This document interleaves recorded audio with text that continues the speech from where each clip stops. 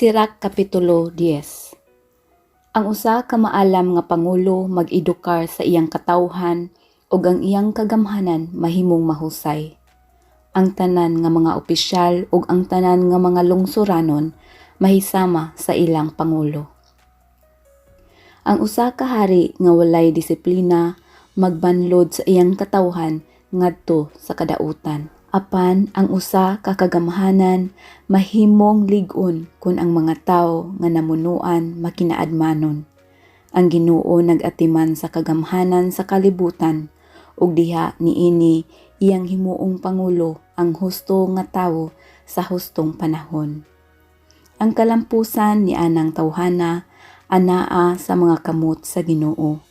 Ang Ginoo mao ang tinubdan sa dungog nga ihatag ngadto kang bisan kinsa nga opisyal.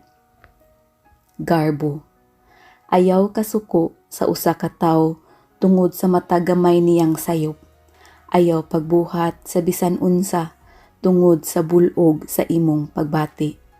Ang garbo ug ang pagpanglupig gikontrahan sa Ginoo ug sa tawo. Ang pagpanglupig, garbo ug ang bahandi nakapukan sa mga nasod gikan sa gahom ug unya mitunga ang laing mga nasod aron mopuli sa ilang dapit. Kita mga abog ug agiw lamang busa unsa may ania kanato nga angay natong ipasigarbo. Ang atong lawas nagkadunot bisan gani buhi pa kita. Ang dugay na nga sakit makalibog sa mananambal. Bisan ang usa ka hari mahimo nga buhi karon ug ugma patay na. Inig kamatay sa usa ka tawo ang tanan nga iyaha maulamang ang mga wati, mga lagong ug mga ulod. Ang garbo magsugod sa diha nga ang usa ka tawo mobiya sa Ginoo nga iyang magbubuhat. Ang garbo sama og tubod nga nagbubo og sala og bisan kinsa ang magpabilin mapuno sa pagkadautan. Maoy hinungdan nga ang Ginoo nagdalag makalilisa nga silot ngadto sa pipila ka mga tawo ug gilaglag sila sa hingpit. Gipapahawa sa Ginoo ang mga hari ug gipuli sa ilang dapit ang mas mapaubsanon nga mga tawo. Gipuo sa Ginoo ang kanasuran ug gilig-on puli sa ilang dapit ang mas mapaubsanon. Gilumpag sa Ginoo ang mga gingharian ug gilaglag sa hingpit ang ilang kayutaan.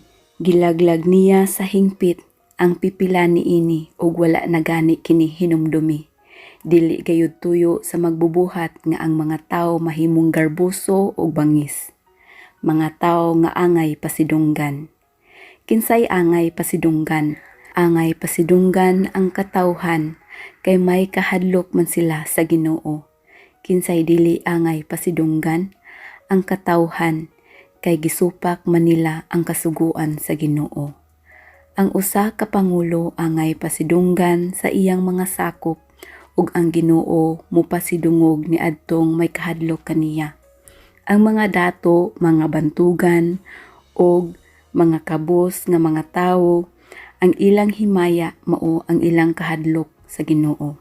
Dili maayo nga tamayon ang usa ka tawong kabos nga maalamon ug dili usab maayo nga pasidunggan ang usa ka makasasala.